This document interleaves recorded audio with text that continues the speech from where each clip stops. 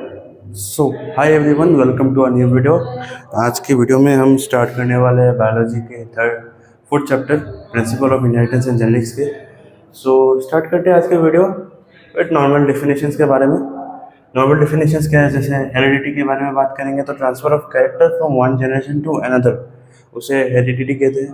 Variation की बात करें तो वेरिएशन हेरिडिटी के बारे में बहुत समझा देता हूँ। जैसे कोई कैरेक्टर हो गया, कर्ली हेयर हो गया, हाइट हो गया, वो आपके पेरेंट्स में भी है। मेरे जैसे मम्मी के पास कर्ली हेयर है तो मेरे पास भी कर्ली हेयर है। मेरे परदादा के मतलब दादा के मेरे मेरे दादाजी के हाइट बहुत लंबे थे, सो मेरे भी हाइट बहुत लंबे हैं। Transfer of characters from one generation to another, उसे हेरिडिटी कहते हैं। वेरिएशन के बारे में बात करते हैं। वेरिएशन क्या होता है? अब मेरा मम्मी या मैं एज इट इज़ तो नहीं दिखते, सेम टू सेम तो नहीं दिखते, या मेरे भाई या मेरे बहन के साथ में as it is same to same तो नहीं दिखते एक दूसरे के, तो उसे हेरिडिटी कह जाते हैं। अब बात करते हैं फादर ऑफ जेनेटिक्स के बारे में। फादर ऑफ जेनेटिक्स कौन होता है? जी मेंडल, ग्रीगोर जे मेंडल। फिर फादर ऑफ एक्सपेरिमेंटल जेनेटिक्स के बारे में बात करें तो वो है टी.एच. मॉर्गन। फिर फादर ऑफ मॉडर्न जेनेटिक्स के बारे में बात करें तो वो है बैटसन। फिर फादर ऑफ ह्यूमन जेनेटिक्स के बारे में बात करें तो वो है ए गैरोड। ठीक, अब बात करते हैं टाइप्स ऑफ वेरिएशंस की। टाइप्स ऑफ वेरिएशंस क्या होता है? तो वेरिएशन दो तरह का होते हैं, सोमेटिक वेरिएशन और germinal variation. Germinal somatic variation की बात करें, सोमेटिक सेल्स पर क्या होता है? सोमेटिक सेल्स जो हमारे जर्म सेल्स है, जो मतलब हमारे स्पर्म सेल या एक्सेल है, उनके अलावा जितने भी सेल्स है बॉडी में, उस सबको सोमेटिक सेल्स कहते हैं। जैसे हार्ट सेल हो गया, लिवर सेल हो गया, फिर बॉडी के जितने भी सेल्स है भाई, ऑकर्स इन सोमेटिक सेल। फिर नॉन इनहेरिटेबल, जो एक जनरेशन से दूसरे जनरेशन में नहीं जाता। फिर no role in evolution, evolution में उनका कोई रोल नहीं है।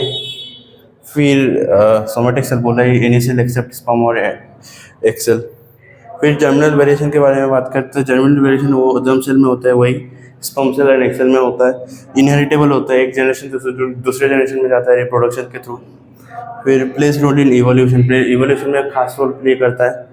फिर आ जाता है कैरेक्टर के बारे में। कैरेक्टर क्या हो? मॉर्फोलॉजिकल और फिजियोलॉजिकल एक्सप्रेशन के बारे में।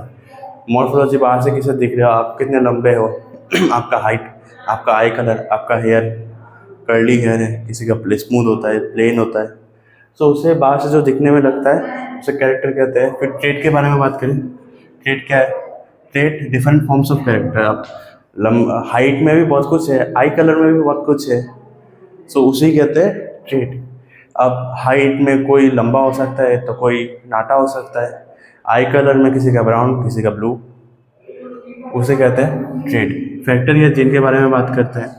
फैक्टर और जीन क्या होता है? It is a unit of inheritance which is transferred from one generation to next via gametes and regulates the expression of particular character. एक जनरेशन से दूसरे जनरेशन में जाता है वाया गैमेट्स, जो पर्टिकुलर कैरेक्टर होता है उससे कंट्रोल करता है। जैसे कि हाइट गैमेट के थ्रू से गया और वही जीन जो जाके बाद में एक्सप्रेस करता है। ठीक, इसके बाद बात करते हैं एलील के बारे में। एलील क्या हो गया? एलील डिफरेंट और alternative form of gene which are present on same locus of homologous chromosome. Different और alternative form of gene which are present of same locus of homologous chromosome. Homologous chromosome के बारे में बात कर रहे हैं। Homologous, एक ही क्रोमोसोम, ठीक, जो ऐसे होते हैं ना, ऐसे ऐसे ऐसे ऐसे एक क्रोमोसोम होता है ना, उसके बारे में। अब उन दोनों को मैं अलग अलग करके दिखा रहा हूँ आपको, आप इसे समझो। अरे यार,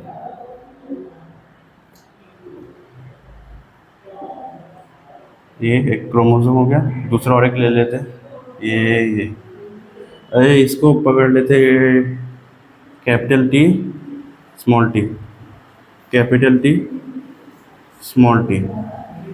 अब एक क्रोमोसोम है, ये ऐसे तो पेचा रहता है यूजुअली, तो मैंने इसको अलग करके दिखा रहा हूँ आपको ज़्यादा समझने के लिए। ये जो दो पार्ट है ना, ये नॉन एलेलिक है, ये एलेल नहीं है। लेकिन ये जो दो पार्ट है ये सेम लोकस में। लोकस क्या होता है कि एक सिंगल, अब ये बोर्ड है, ये बोर्ड तिरछा जो हो जैसे हो, ये एक लाइन में अगर आए, इसे लोकस कहते हैं, एक लाइन में, तो ये क्रोमोसोम के एक ही लाइन में ये जो एक ही लाइन में यहाँ और यहाँ सेम लोकस हो गया, ये लोकाई, और इसे सिंगल को लोकाई कहते हैं और इसको दोनों को मिला के लोकस कहते हैं। ठीक, तो सेम लोकस में है दोनों जीन्स। सो टी टी, ये दोनों एलिल हो गया।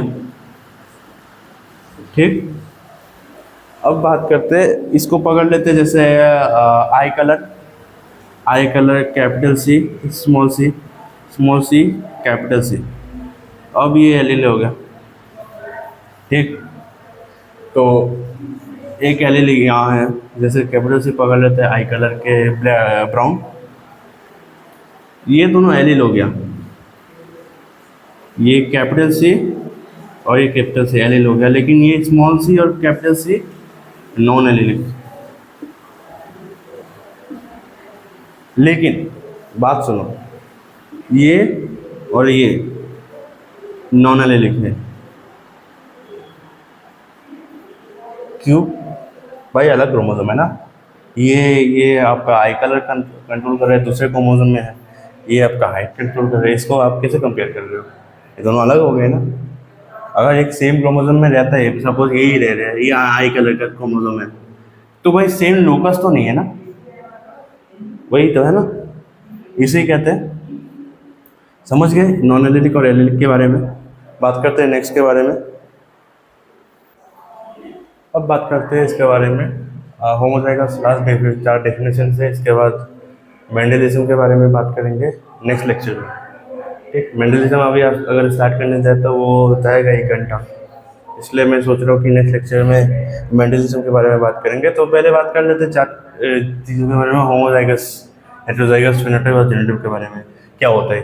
सो होमोजाइगस का मतलब क्या होता है? प्योर होमोजाइगस, क्लास 9 में भी पढ़े होमोजाइगस, हेटेरोजाइगस, टेंडलर इफेक्ट, वो सब।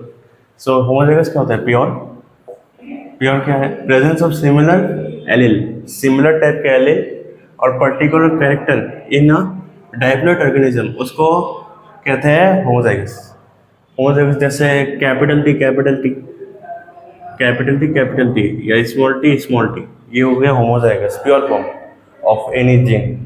ठीक, फिर आते हैं हेटेरोजाइगस के बारे में। हेटेरोजाइगस क्या होता है? हाइब्रिड फॉर्म या मिक्स फॉर्म। मिक्स फॉर्म नहीं कह सकते जिनके बारे में, हाइब्रिड ही कह लो। फिर presence of dissimilar allele for particular character और particular character in a diploid organism, उसे कहते हैं हाइब्रिड या हेटेरोजाइगस। ठीक, जैसे कैपिटल टी स्मॉल टी हो गया, उसे कहता है हेटेरोजाइगस फॉर्म। ठीक है, अब बात करते हैं फिनोटाइप के बारे में। फिनोटाइप क्या होता है? जो बाहर से दिखता है, लंबा, नाटा। अब अंदर से तो नहीं दिख रहे ना आपको लंबा, कोई अगर लंबा है कि उसमें कैपिटल टी स्मॉल टी है या कैपिटल टी है, तो वही बात है, बाहर से जो दिख रहा है उसके बारे में बात करते हैं फिनोटाइप। अब जीनोटाइप के बारे में बात करें तो जीनोटाइप बाहर, अंदर से जो है लंबा तो है, लेकिन अंदर में जेनेटिक मेकअप क्या है?